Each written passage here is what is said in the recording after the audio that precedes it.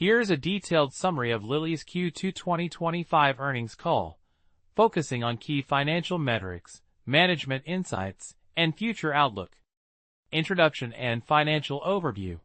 Lilly delivered a robust Q2 2025, marked by strong revenue growth and significant clinical data advancements.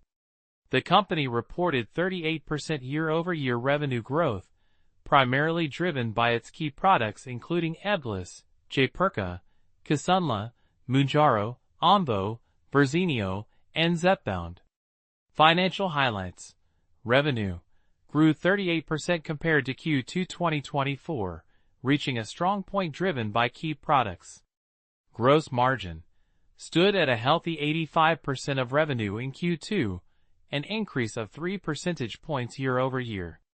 This improvement was attributed to better production costs and a favorable product mix, partially offset by lower realized prices.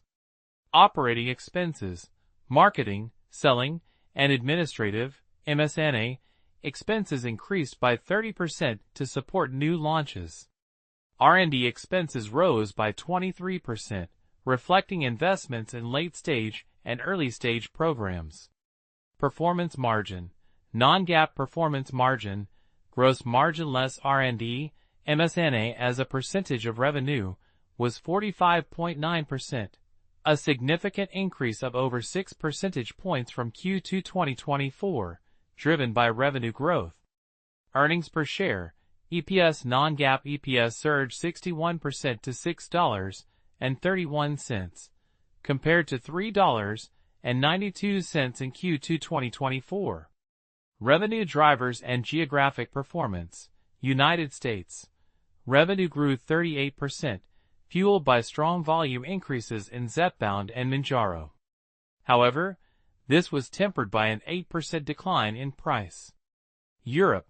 Revenue saw substantial growth of 77% in constant currency, largely due to the successful uptake of Mounjaro. Japan. Revenue increased by 7% in constant currency, supported by Mounjaro and Ebglyss. China. Revenue grew by 19% in constant currency, driven by Mounjaro volume. Rest of world. Revenue declined by 1% in constant currency, primarily due to inventory stocking in new markets from prior Mounjaro launches, which was mostly offset by volume growth for Mounjaro and Verzenio. Key product performance. Mounjaro achieved $5.2 billion in global sales, becoming the U.S. market leader in total prescriptions for type 2 diabetes incretin therapy. It also secured over 50% of new type 2 diabetes incretin prescriptions in the U.S. Zepbound, contributed $3.4 billion in sales, maintaining its leadership in the branded anti-obesity market with 2/3 of total patients. The launch of vial presentations, including higher doses, has been well received, with cash pay vials representing approximately 20% of total U.S. Zepbound prescriptions. Ebglyss continues its strong launch trajectory in atopic dermatitis, with total prescriptions nearly doubling since Q1 and securing coverage from all major pharmacy benefit managers. Jaypirca shows strong physician feedback and uptake within its approved label for CLL and MCL, with ongoing Phase 3 trials aiming for label expansion. Verzenio. Global sales grew 12% driven by volume, remaining a market leader in early breast cancer treatment. Kisunla demonstrates a steady launch with increasing patient diagnosis and access, driven by diagnostic growth and system readiness. It has seen approvals in 13 countries, with European approval and launch anticipated later this year. Donanemab received a positive CHMP opinion in the EU for approval and launch this year. The US FDA approved a new, modified dosing schedule, which is expected to be included in EU labeling. Long-term data shows sustained and increasing clinical benefit. Clinical trial updates and pipeline. Orforglipron, oral GLP-1 Attain-1, obesity top-line results showed significant weight loss, with the highest dose leading to over 27 pounds, 12.4%, of body weight loss and positive impacts on metabolic health markers like blood pressure and cholesterol. Safety and tolerability were consistent with the GLP-1 class. Lilly plans to submit orforglipron for regulatory approval globally. Pipeline. Lilly is pursuing multiple phase 3 trials for orforglipron across diabetes, obesity, weight maintenance, and obstructive sleep apnea. A new trial in hypertension and a planned trial in knee osteoarthritis pain have been initiated.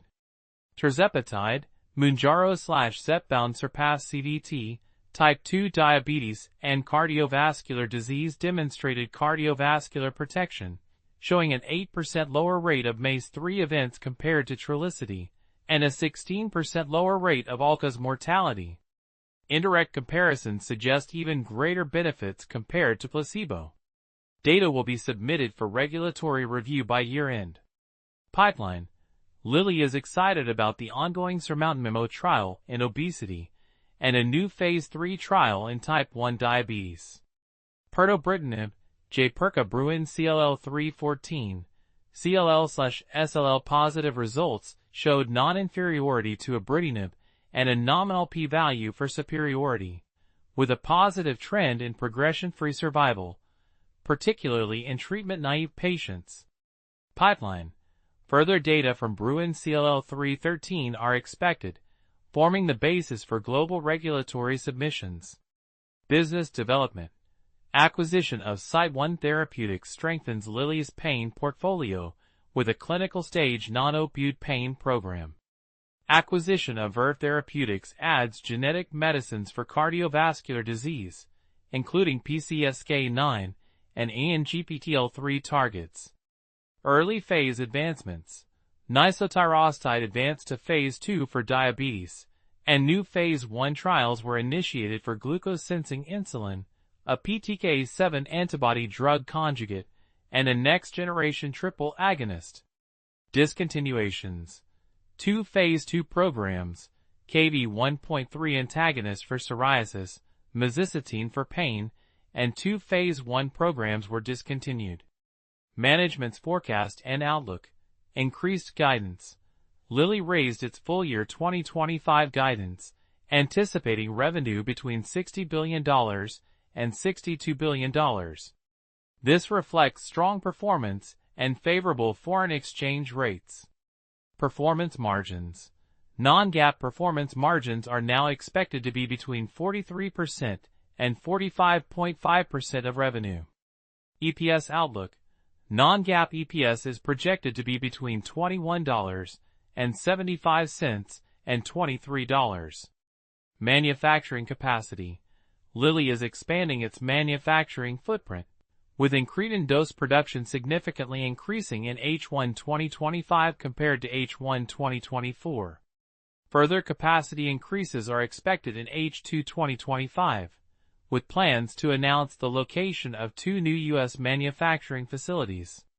Key statements from management. Dave Ricks, CEO, emphasized a strong quarter, with robust revenue growth and significant clinical data. Highlighted the potential of orforglipron as a convenient, once-daily oral pill that can achieve efficacy consistent with injectable GLP-1s and improve metabolic health markers. He expressed urgency in submitting orforglipron for global approval. Addressed drug pricing reform, advocating for equitable cost sharing while urging reform for U.S. market defects. He noted Lilly's initiatives, like LillyDirect for affordable access, and its role in resolving insulin pricing. Stressed the importance of innovation and maintaining U.S. competitiveness in the pharmaceutical sector. Expressed concern over compounding of their medicines due to patient safety risks. On Zepbound's performance, he acknowledged a potential headwind in Q3 due to CVS's formulary decision, but expressed confidence in long-term growth. Dan Skowronski, Chief Scientific and Medical Officer, provided detailed updates on clinical trial progress, particularly highlighting the positive tirzepatide SURPASS-CVOT results demonstrating cardiovascular benefits. Shared enthusiasm for orforglipron's ATTAIN-1 data, emphasizing its potential as a convenient oral alternative. Detailed advancements in oncology, neuroscience, and other therapeutic areas, underlining the company's commitment to a broad and deep pipeline. Welcome new talent and assets from acquisitions, particularly in pain and genetic medicines. Significant risk factors and challenges. Zepbound access. The CDS formulary exclusion is identified as a potential headwind to Zepbound's volume growth in Q3. Drug pricing reform. Ongoing discussions and potential policy changes regarding drug pricing in the U.S. and internationally present a dynamic and potentially impactful risk. Compounding. The continued practice of compounding their medicines poses patient safety risks and concerns. Manufacturing capacity. While expanding, meeting the high demand for incretin therapies remains a critical operational challenge. Competition.